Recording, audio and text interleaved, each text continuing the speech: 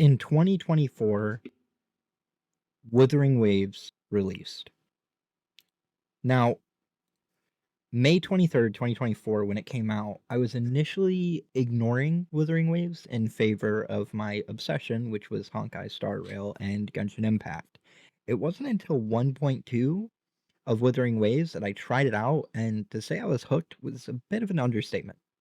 The aesthetic of Wuwa drew me in hard, and I mean like brick hard, like I was bricked. As soon as I saw the female I, I mean upside down rain, of course, I couldn't look away. After blazing through the main story, which I paid negative 100% attention to, I loved the combat, and I loved that the character switching was 3 rather than the 4 in Genshin and Honkai Star Rail.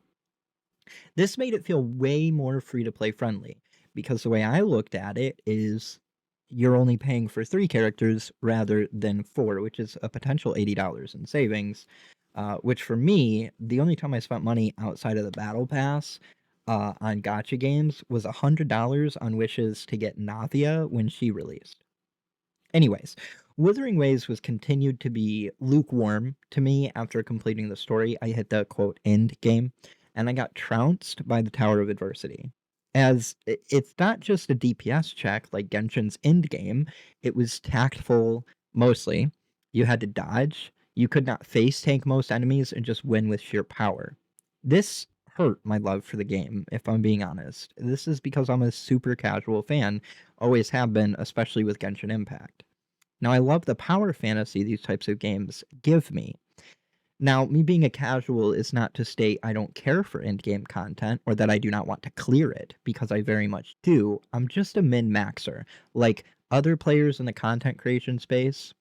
So, anyways, after 1.2 and after I had pulled Zeze, which I am happy I have her, but I am a Zeze hater. Sorry, her personality and overly breathy voice annoys the absolute shit out of me, and I just feel like she followed a lot of the cute, shy girl tropes, and that was a thing. So anyways, I got bored and I moved on to the release of Natlan, which, funny enough, happened on August 28th. I was excited for the release of Natlan. I won't lie. I didn't much love Fontaine and its story, which, as someone who blazes through stories, Fontaine was really slow. A lot of people say it wasn't as bad as Sumeru. I actually think Sumeru was at least better because a lot of it was dialogue, which is annoying, yes, but like Fontaine had the Fortress of Meripede, which holy fuck, that was like the worst thing ever. The only characters I really liked were Navia and Farina, but I hated Noivellette, whatever it is.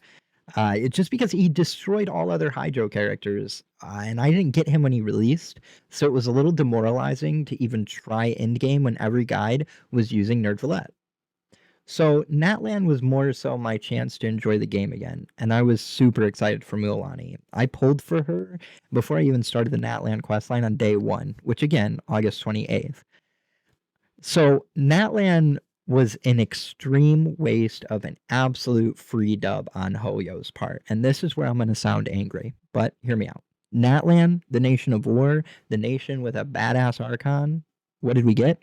A fucking steampunk dubstep-fueled monster-slurping Temu-inspired Jurassic Park. Now, if that description makes no sense to you, like it does no one else, let me simplify. It was shit. It seems like the story team and the art team were locked away from each other during the writing and creating of Natlan.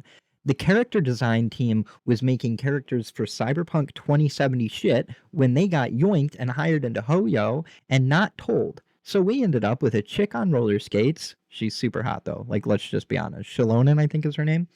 A dude with the most annoying pixelated dragon sidekick in the world, a lady who flies a giant fucking gun like she's on a horse, and worst of all, a campy, corny, cringy Archon that is your laziest trope of, I am tough woman, I drive motorcycle, and I throw it. Like, I'm sorry, Mabuika lovers out there, but that character is ass. She is lazy, she is boring, and she is beyond overdone. And not to mention, she is the absolute best unit in the game now. If you didn't pull for Mabuika, or you lost your 50-50, sucks to be you, you just crippled yourself in in-game content until the rerun for her in 137,923 years. Mulan and Kachina are the only characters that match the aesthetic of the region. And listen, I quit Genshin right after Mavuika fought El Capitan, since they fucking ruined my boy and just had them throwing particles at each other for 3 minutes. So characters released after them, if I've not seen them, I don't have an opinion on them. So some of the characters they released might actually be pretty good. Like I saw this one guy who flies a fucking annoying parrot. I guess that kind of fits. So let's take a step back and calm down, because my savior, Wuthering Waves, this is when I got back into it. I was desperate for a gacha waifu game to make me feel even less lonely on the fact that I can't get a woman to love me, so I leave it up to sexy anime women that are designed and created to love me unconditionally, because damn it, mom, it isn't a phase and they do love me. They have a choice, and just because you and dad Okay, so Wuwa had its issues. It had few characters, lack of endgame, lack of content in general. After the story was done, that is. But Kuro saw that Hoyo did with Natlan characters and their mobility and said, fuck it, hold my beer. I'm just realizing I wrote bear in the script. Fuck it, hold my bear and let you fly in version 2.0 with the release of Renacita. Literally fucking fly. No stupid phlogestion, which sounds like diarrhea medication. None of that stupid ass mechanic. Just stamina. And not just a bit. You can fucking fly nearly forever. The story in Wuwa also got a facelift. How, you ask? Well, I only ignored about 96% of it this time as opposed to the 100%. So I am a professional and I can tell you it was great. The characters, bro, have you seen Carlotta? Yeah, I get it. She's the easiest DPS character in the game. But frick you, man. I want easy clears, and she made my Zhe not boring and useless for my account. Let's not forget about the Phantom bosses.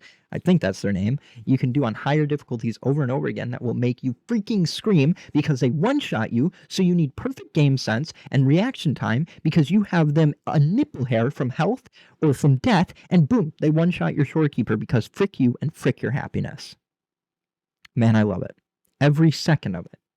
My only complaints for Wuwa include every single female character is in love with you and enthralled by you. Listen, a lot of people hate this because it's corny or annoying or too fan servicey. Me? Nah. I just hate it because having that much competition for my Queen Carlotta sucks. 2. For the love of every tit, give us more echo materials. Like, fuck, man. If I can level every resonator on the roster to 90 100 times, but that one echo I got that is 0.03% more crit rate on it, which will def make me clear TOA faster because it's a stat issue, not a skill issue, Larry, you fucking asshole, I can't level it up. And I don't have the solvent to get enough materials, so please give us more echo materials. In closing, let me be candid for a minute. Hoyo got lazy, and Wuwa saw an opening. Kuro Games listened and continued to listen to all the things Genshin players hated, and they fixed it.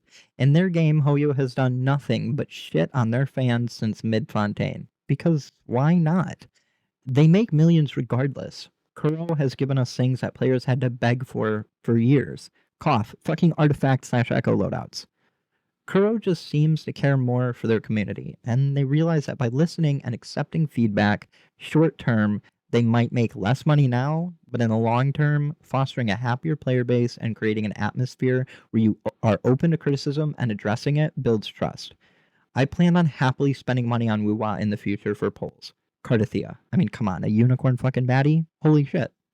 And not to mention the main character in Wuwa. Your Resonator is actually good. Spectro is clunky, but decent if you don't have Jinchi or Phoebe. Havoc Rover is still considered one of the best Havoc DPS in the game. And the new Arrow Rover is promising once we get his upgrade materials and his sequences.